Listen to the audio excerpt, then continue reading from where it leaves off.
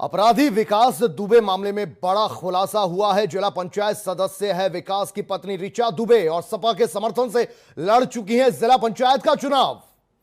ऋचा के पोस्टर में मुलायम अखिलेश की भी तस्वीरें।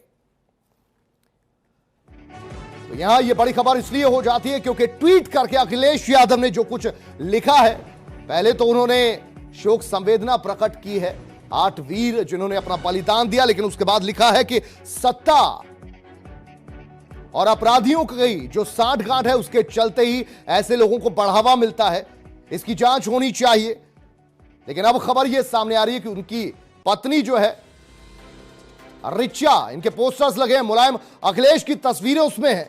अपराधी विकास दुबे मामले में यह बड़ा खुलासा सामने आ रहा है। तो जिला पंचायत सदस्य है विकास दुबे की पत्नी और सीधे तार उनके जुड़ते हैं समाजवादी पार्टी से। यह पोस्टर इस बात की तस्दीक करता है। जिला पंचायत क्षेत्र घिमाऊ और ऊपर तस्वीरें देखिए, मुलायम सिंह यादव की तस्वीर, अखिलेश यादव की तस्वीर। तो यह बड़ी खबर सामने आ रही है। हालांकि अखिलेश यादव के ट्वीट से यह समझ आ रहा था कि सत्ता का संरक्षण इस बदमाश विकास दुबे को था और इशारा था कि प्रेजेंट सरकार इसको संरक्षण दे रही है। लेकिन इस तस्वीर को देखकर अब क्या कहा जाएगा, यह खुद अखिलेश यादव को भी सोचना होगा। और रिया दुबे ये कहां है, इनकी हिस्ट्री पुरानी क्या है, इसकी भी जांच होनी चाहिए।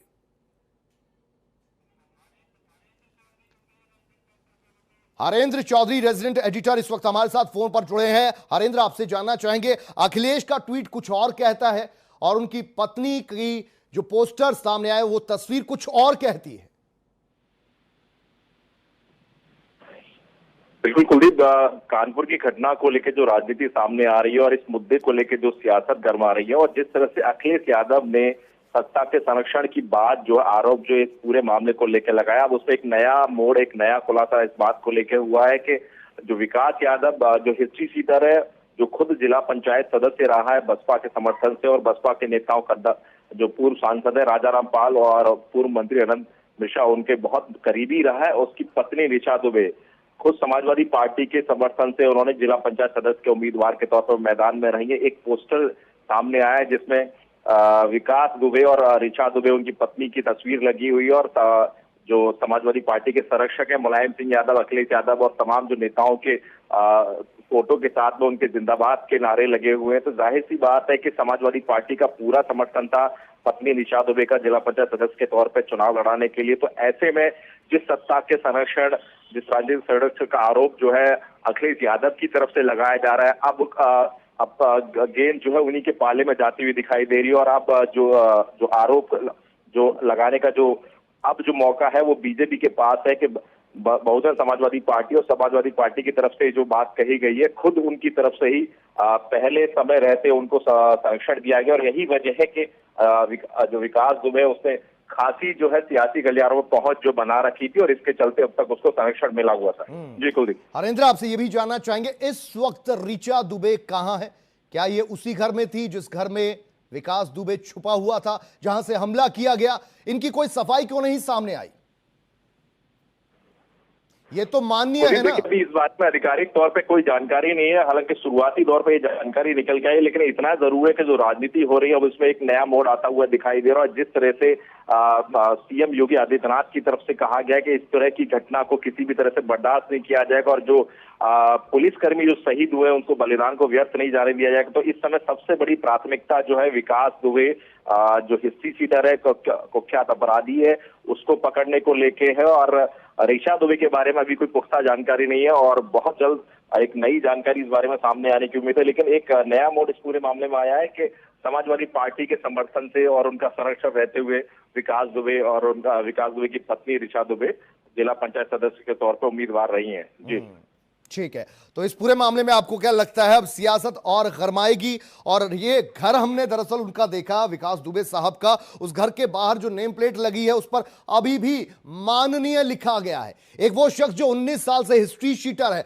जिस पर कत्ल का आरोप है, एक नहीं शायद 2-2 3-3 कत्ल का आरोप, लाखों बार, हजारों बार, सैकड़ों बार डकैतियों का उस पर इल्जाम है।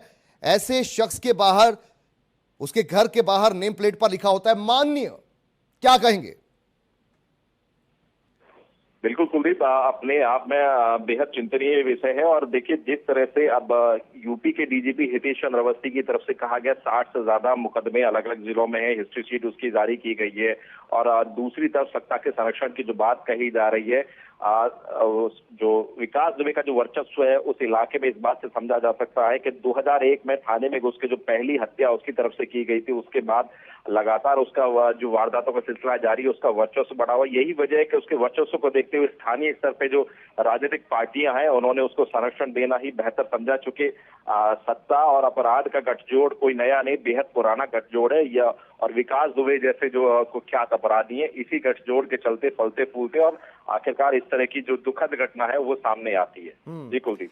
अच्छा हरेंद्र, आपसे ये भी जानना चाहूंगा, कानपुर और कानपुर देहात में क्या ये इकलौता ऐसा हिस्ट्री शीटर है जिसका दबदबा है, और अब इसे अगर डिफ्यूज किया जाता है तो कानपुर देहात क्या इस दबंगई से पूरी तरह से मुक्त हो जाएगा?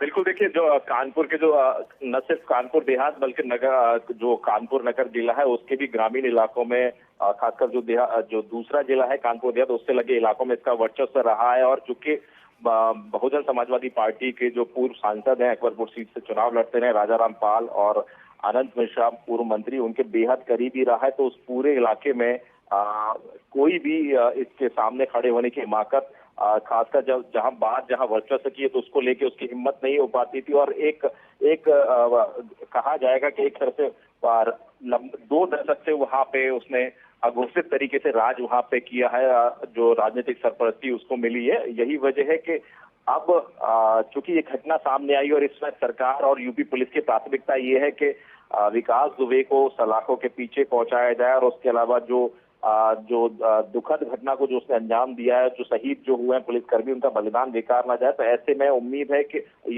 ये बात साफ तौर पे कही जा सकती है, न सिर्फ कानपुर देहात बल्कि कानपुर नगर, जो दोनों ही जिले और जिन इलाकों में उसका वर्चस्व था, अब वहां के स्थानीय लोगों को उसके वर्चस्व से मुक्ति मिलेगी और एक राहत की सांस खासकर उन लोगों के लिए होगी, खासकर उन उद्यमियों के लिए जो इंडस्ट्रियल सेक्टर में वहां पे जिनसे उगाही और वसूली की बात जो सामने आ रही है, और वो तमाम जैसे व्यापारी जो उससे बेहद परेशान थे लंबे समय से, लेकिन तमाम शिकायतें करने के बावजूद कोई ठोस कदम उसके खिलाफ अभी तक उठाए नहीं गए। बिल्कुल, लेकिन उससे पहले विकास दुबे को दबोचना बेहद जरूरी होगा। बहुत शुक्रिया आपका हरेंद्र इस पूरी जानकारी